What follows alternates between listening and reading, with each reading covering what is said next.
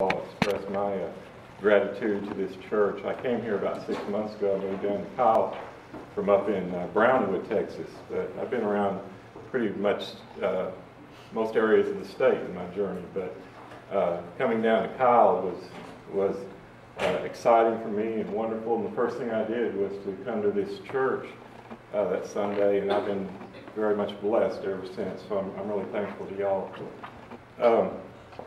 I could go into a lot of things. My story is quite detailed, all the things that have happened throughout my life. And the way God has made himself known to me sometimes has been in very, let's say, dramatic form. But let me concentrate on just one time in my life when it really affected me. I had gotten a time in my life after I'd married, and most of my walk through the world had been pretty worldly and caused a lot of problems, and I knew I couldn't keep doing what I was doing, and I knew I needed to make some changes. Not only that, but I'd had some people real close to me who had died living the same life with me. One of them was my sister, who died when I was 20 of heroin addiction.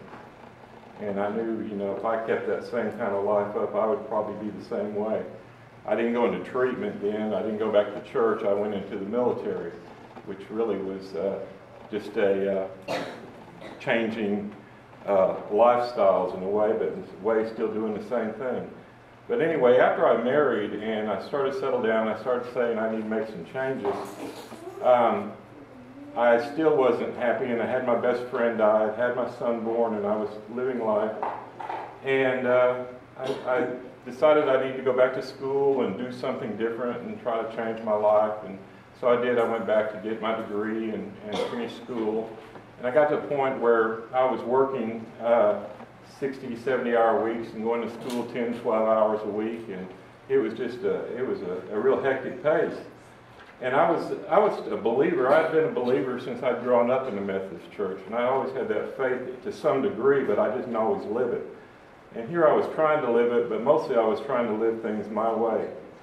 And when I was 33, I had just came back to Waco, and I'd just gotten my license as a counselor, and was starting to use that, and had some plans. But I had a serious illness come about, and what happened, the long story short, is I thought I had a gallbladder attack. Both of my parents had had their gallbladders removed, and I thought it was no big deal. I'll go have this taken out and everything will be fine. But when I went to the hospital, it was more serious than that. The gallbladder had been infected, had infected the common bile duct, and I had severe pancreatitis. A long story short, I spent the next 7 months in the hospital. I spent 2.5 months in ICU. The doctors had told my family that I had a 3% chance to live. They said, go ahead and make the funeral arrangements. But my mother, being a believer she was, and the faith that she gave me, she said, no, there's some other way. And she went about, not just in the Methodist church, but in the Episcopal church, in the Baptist church, and any churches she could, was getting prayers from everywhere. And had a minister came up and did a healing service with me. And even though I don't remember at that time, it was kind of a blackout period.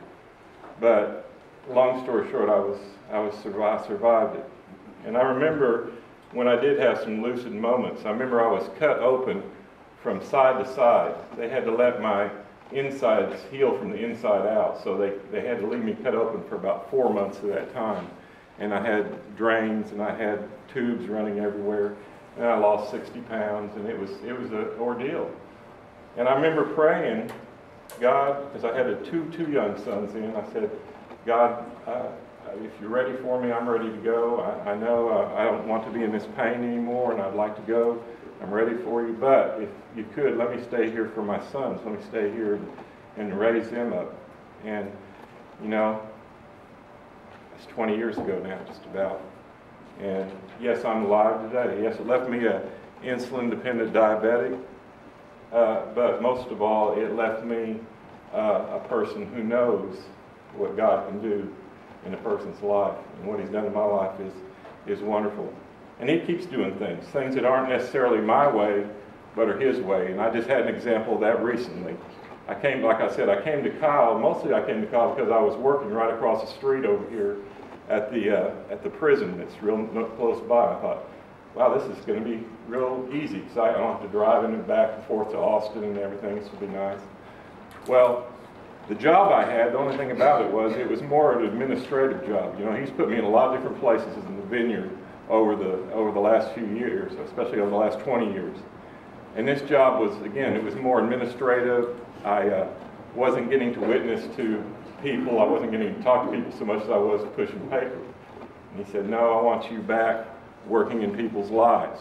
And so I got a job paying more than what I was in another part of Austin. Yes, I got to drive a little further, but I'm back and I'm starting a new family treatment program with people, and he's put me back in the lives of people, and I know that's what he wants me to do. So I always do things his way, come out a lot better than doing it my way. I appreciate it, everyone here. Thank you.